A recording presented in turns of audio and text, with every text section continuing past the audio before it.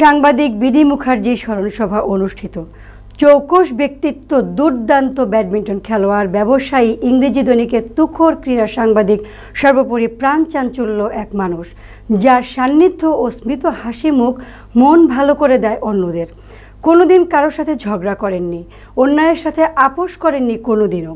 নিজের দেশেও যেমন ছিলেন পরবাসী, স্বদেশ প্রেমের এক অনন্য উদাহরণ বুদ্ধদেব মুখার্জি। তাকে সবাই চিনতেন বিডি মুখার্জি নামে। শনিবার কেন্দ্রীয় কচিকাঁচা আসরে অনুষ্ঠিত স্মরণ সভায় তার সম্পর্কে এমনটাই বলেছেন তার সহকর্মী স্বজন গুণগ্রাহীরা।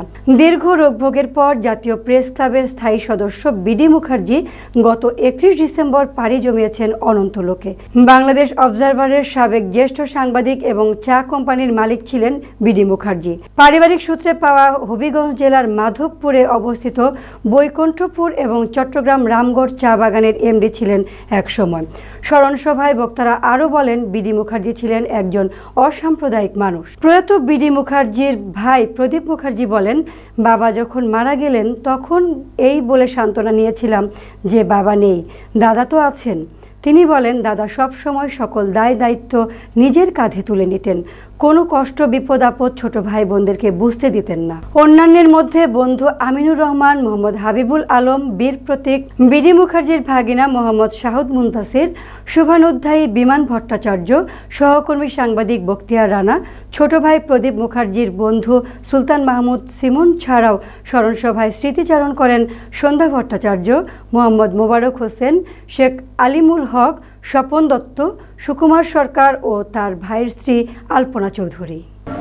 একটা কথাই বলে যাই, উনি বলতেন ওই সার্টিফিকেট কে জানি বললো, বলছেন যুদ্ধ তো আর সার্টিফিকেট করি নাই, তো সার্টিফিকেট নিয়ে কি করবে।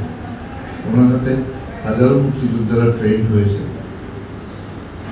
আমার সহপাঠী সুলতান মাহমুদ সিমন যে কথাটা বলে গেছে যে নিজ দেশের থেকেও পরবাসী, এটা কিন্তু বাস্তবে আমরা প্রতিনিয়ত উপলব্ধি করি। ওনার কাছে ওনার ছোট ভাই বোনরা বড় হয়ে গেলেও মনে হতো যেন ওনার কাছে সবাই অনেক ছোট ভাই বোনদের কখনোই সেই ঝড়ঝঞ্ঝার মুখোমুখি হতে দেননি। আর মনে করতেন যে ওরা তো ছোটই, ওদের বললে বোধ হয় ওরা আরো ঘাবড়ে যাবে। উনি আমাকে প্রায় ধরেন বাড়ি ঠাড়ি নিয়ে যেত, উনি বিলবোর্ড ফেলতেন, ওখানে হোটেলে ফেলতেন, আমাকে নিয়ে যেতেন, নিয়ে বলতেন তুমি খাওয়া বসে বসে আমি খেতাম। উনি আমাকে স্নেহ করতেন, স্নেহের একটা ঋণ আছে। আমি বেশ কিছুদিন যাবত ওনাকে খুব মিস করছি। যখন অসুস্থ ছিলেন তখন মনে হতো যে উনি আছেন, কিন্তু যখন মারা গেলেন তখন থেকে আমি খুব মিস করছিলাম, অনেকের সাথে কথা বলছিলাম। আমার এক বন্ধু বললেন যে সাংবাদিকতায় কতগুলো ক্যারেক্টার আছে যারা একটু অন্যরকম, যাদেরকে ভোলা যায় না। তাদের মধ্যে মিন্টু ভাই ছিলেন, গিরিরা ছিলেন। তবে তিনি একজন ভালো মানুষ ছিলেন, এটাই আমি সবসময় দেখেছি। এবং তিনি খুব ভালো অ্যাসেস করতে পারতেন লোকজন সম্পর্কে, দেশের সম্পর্কে তার যে ভাবনা, সেটা আমি দেখেছি। তার খুব সরলভাবে সবকিছু চিন্তা করতেন, যেটাকে স্পেড সেটাকে তিনি স্পেডই বলতেন। এখানে তার কোনো কম্প্রোমাইজ ছিল না। সৃষ্টিকর্তার কাছে প্রার্থনা করি, সৃষ্টিকর্তা তাকে যেন স্বর্গবাসী করেন।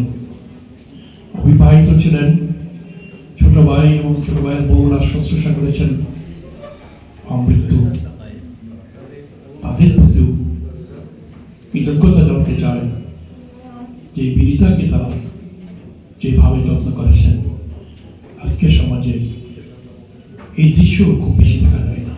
উনি ব্রাহ্মণ ছিলেন, কিন্তু ব্রাহ্মণ হয়েও উনি গোড়া ছিলেন না। উনি ওনার বাসাতে ওনার পূজা উনি করতেন, ওনার বাসাতে আমি আমার রুমে নামাজ পড়তাম। সো হি ওয়াজ ম্যান, মানে বিগ হার্ট, মানে ওটা বলে।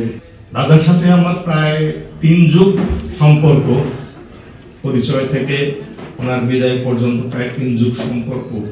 এই সম্পর্কের মধ্যে থেকে আমি কোনোদিনও ওনার কাছ থেকে একটা কঠিন বাক্য, কঠিন আচরণ, অসৎ আচরণ বা উত্তেজিত হয়ে দুটো বাজে কথা বলা এরকম কোনো কিছুই আমি কোনোদিন দেখি না।